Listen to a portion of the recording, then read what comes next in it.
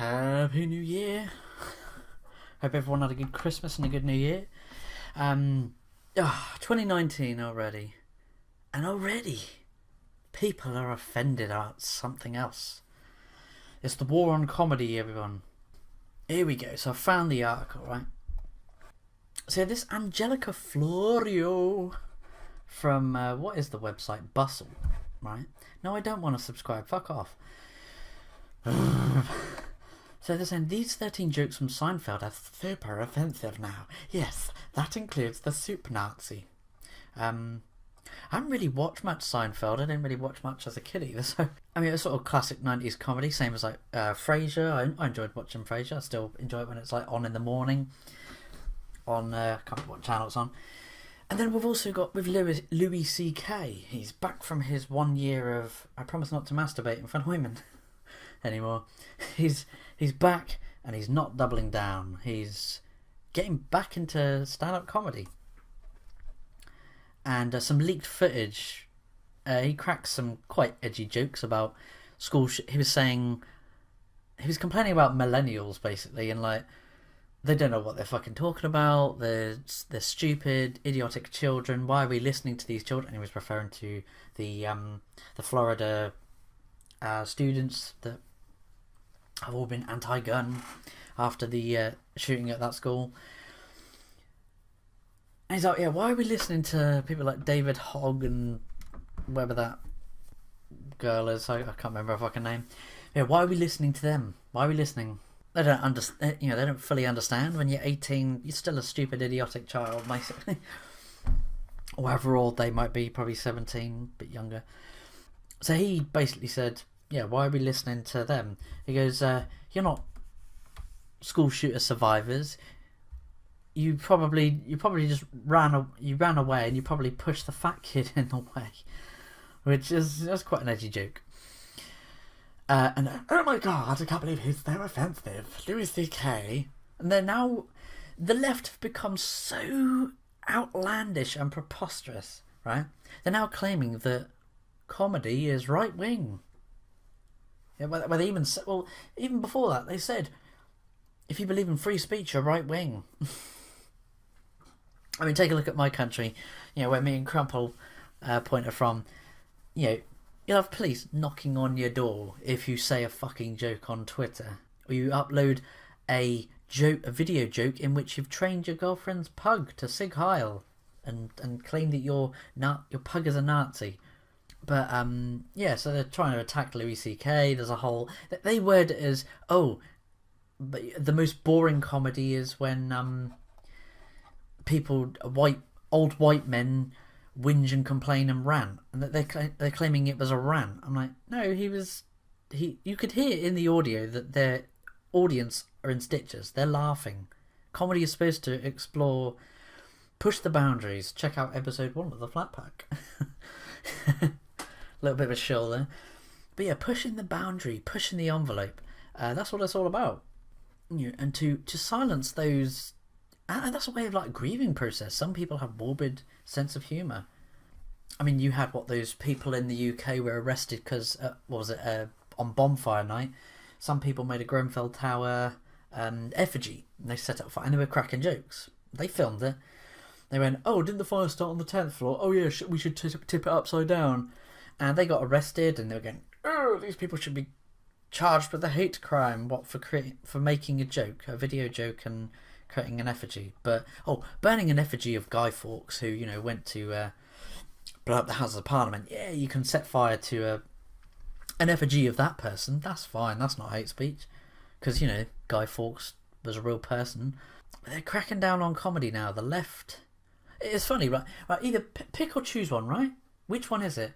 Defending Kathy Griffin, showing a beheading of Trump, with all blood and gore and viscera coming from it, or you can't joke about school shootings and another really dark stuff. Which one is it? Oh, it's okay. It's a rule for me, not for thee. Which that just shows the double standards of these. It makes me embarrassed to call myself liberal, left leaning. It's pushing you. It pushes people more rightly. Yeah, even this article sort of bringing up Louis C.K. Like, right, let's get into this from... So who was it? Bustle. It was Angelica Florio, right? Let's get into this article a bit. So one of the unfortunate consequences of being a fan of a show that's now almost 30 years old is that it may not feel relevant or relatable when you watch it later. Seinfeld, that change in enjoyability may be greater due to 90s comedy frequent pushing of boundaries. And comedy should still continue to do that. The titular star of the show, Jerry Seinfeld, has frequently spoken publicly about believing that society has become overly politically correct. Yes, they have. Yeah, society has. So you can probably imagine how some of Seinfeld's non-PC humour could feel outdated today.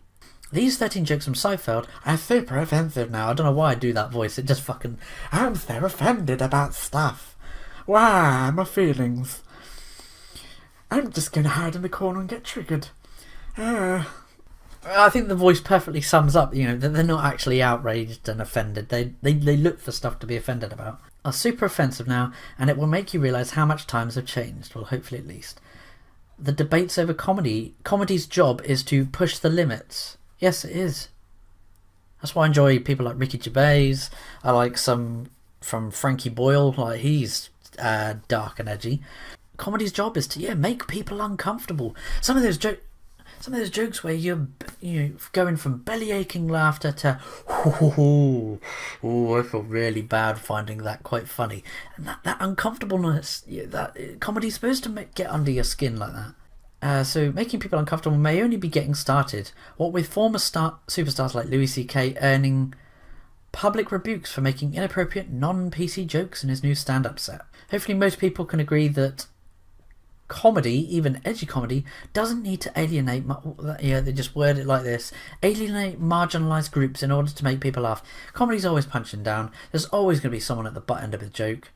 That's comedy. Someone is always at the butt end. Next you're going to... you can't make pedo jokes because... what's it? MAP? Yeah, they call it minor attracted persons now, not paedophiles. Or no maps, non-offending. Like that was trending on Twitter a while ago. Like all these people going, I'm a map and I'm not afraid to announce it to the world. NANI?!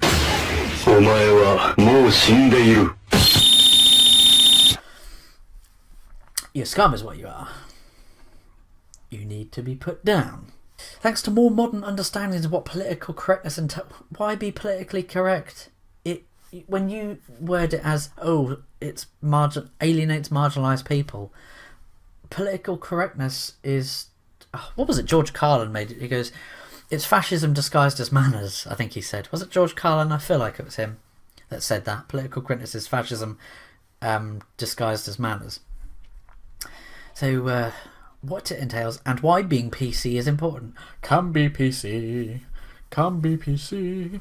Oh dear. It's less common these days to find jokes like the offensive ones that often played out on Seinfeld. Here's some of the show's worst offences.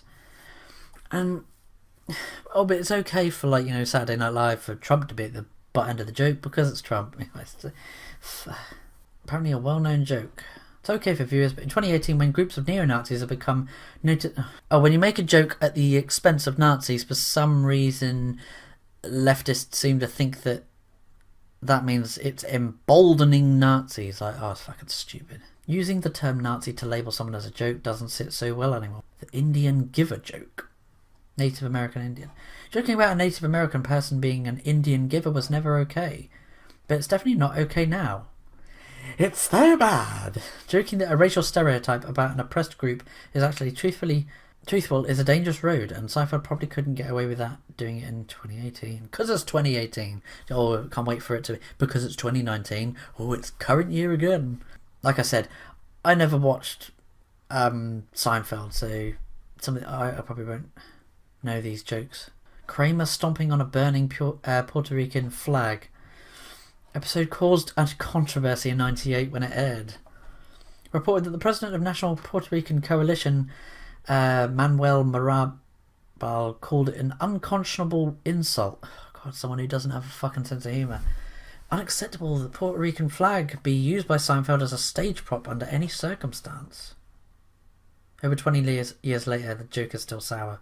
God, this journalist has no fucking sense of humour. The joke that someone thinks Jerry and George are in a same-sex relationship. That's funny. The confusion that, two friends hanging out, and then someone confuses them to be The same joke occurred in Friends years later. It's really not that funny. Season 4, episode 17, a journalist... Ooh. Because you don't... Well, that's the that probably is the fact that some of these journalists automatically jump to assumptions. So many journalists have been pointing out, oh, well, I can't think of a fucking example right now off the top of my head, but so many journalists have been caught assuming something, jumping the gun and then being, they look stupid. Kramer has house guests from Japan sleep in his dresser drawers.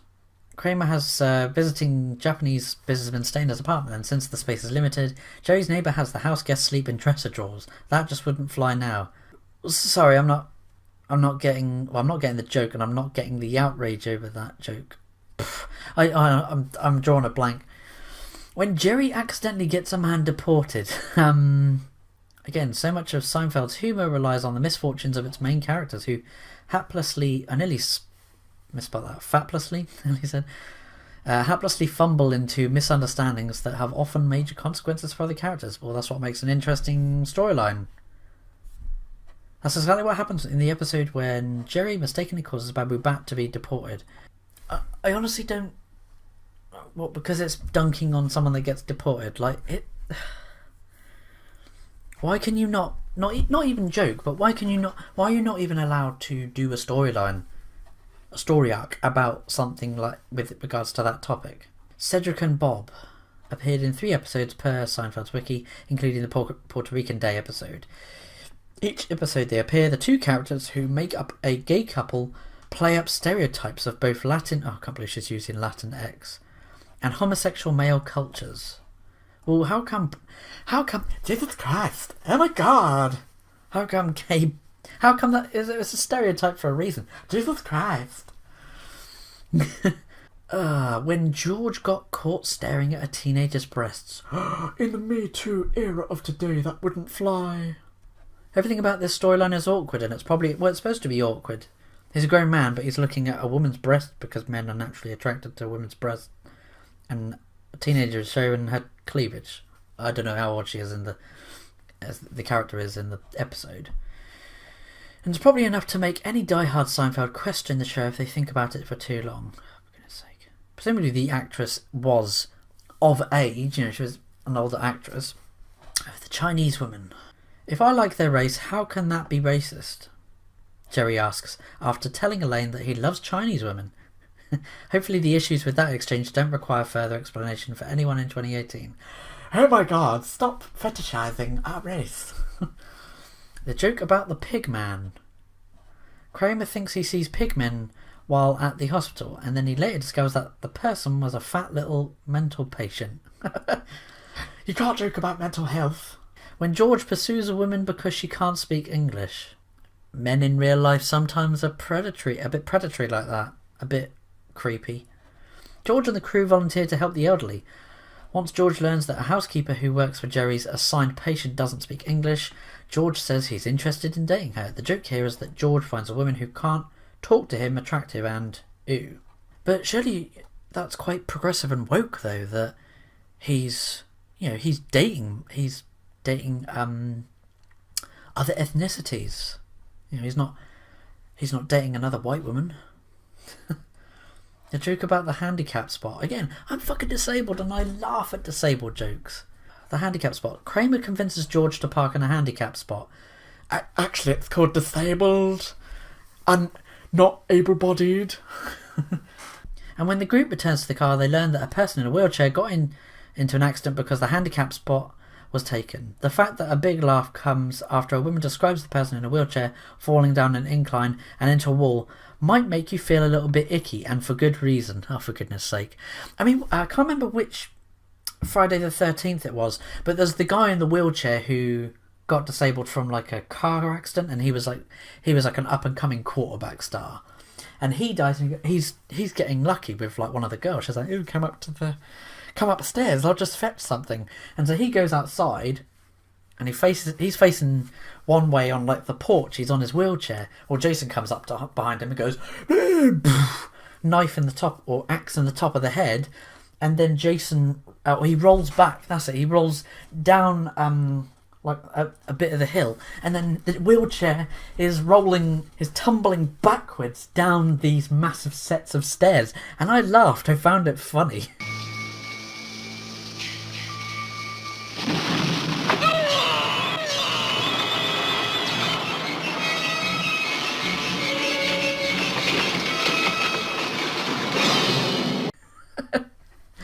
And I'm someone that uses a wheelchair. So let's just check out what the journalist... I know you said game journalist then. The journalist is called Angela Florio. So it just shows how memorable they are. Angelica Florio. You don't fucking speak for me. You don't speak for people of colour, gays, lesbians, all races, disabled people. You don't talk for anyone but yourself, so shut the fuck up. How many reasons did it say? Yeah, 13, but I'm at the last one. The joke about George's girlfriend's big nose. Joking about women's appearances. Misogyny. In season 3's 9th episode, George dates a woman with a large nose and she decides to get a nose job after Kramer says that she needs one. It's so wrong on so many levels. As much as you want your favourite show in the world to withstand the test of time, Seinfeld fans might have to find out that their show is a problematic favourite in many instances. Oh my god. Ugh, shut the fuck up. Seriously. So like I said, this war on comedy... Ricky Gervais is even on Twitter and he's saying, yeah, here we go. I mean, well, someone's quote tweeted him saying, you're rich and high profile enough to not get sent to jail for a joke though, referencing Count Dankula. And he knows about Count Dankula as well. Others have not been so lucky, have they? It's not a good system we have right now, and it's killing comedy. Many rising stars, careers in comedy, who don't have protection to make any joke they want. So yeah, Ricky Gervais's tweet was, please stop saying, you can't joke about anything anymore. You can. You can joke about whatever the fuck you like, and some people won't like it, and they will tell you they don't like it. And then it's up to you whether you give a fuck or not, and so on. It's a good system. So yeah, someone's saying, tell that to Count Dankula. I think, oh yeah, here we go. I did actually tweet to him. I said, hey, at least all this butthurt from these faux outrage warriors is excellent material for new gigs. Comedy, and like I said, I'm going to finish it with this. Comedy should always tackle taboos and push the boundaries. 0 likes, 0 retweets. But, librarian mum. You can joke about whatever you want, but we don't have to laugh if it's not funny. Ricky just says, exactly, or get upset if someone else does find it funny. I mean, look at this, like people going, I can get upset if the comedian is playing on of course they've got a fucking LGBT flag in their bloody profile. Why does a flag beat your identity? I can get upset if the comedian is playing on deeply violent, misogynistic, racist beliefs and giving them cover and legitimacy. That's what bullies do. Oh, that's it. Equate stand-up comedians to bullies. I just literally read the first part of this sentence, and you know what comes after. I support free speech, but sometimes it hurts people. Important to recognise that and call it out. People saying, I support free speech, but classic, it's all or nothing. God, this is an interesting thread here. It's not, actually. Ask a constitutional lawyer, but I am not arguing for censorship. I'm arguing for more free speech to point out why bully-like comedy is harmful. And a constitutional lawyer would tell you that comedy, or jokes regardless if it's bullying or not, or whatever that is within the limits of what's acceptable. It's within the free speech. Words are not violence, they can't hurt you physically. Sticks and stones may break your bones, but there'll always be something to offend a feminist. No, wait a minute. I'm Kate Smurthwaite and I'm getting triggered. Let me respond. So with that, I've been Flatmeister. Let's bring some positivity back into 2019. Hopefully have some more videos. It's going to be a laugh. So with that, I've been Flatmeister. I'll catch you in the next video. Flatpack Show, Wednesdays at 11 PM GMT, 6 PM Eastern. Don't forget to check us out there with Switchpoint, Crumple Point and Nerd Waffle. Welcome to 2019, everyone. And I'll keep you posted with more videos. So yeah, take it easy.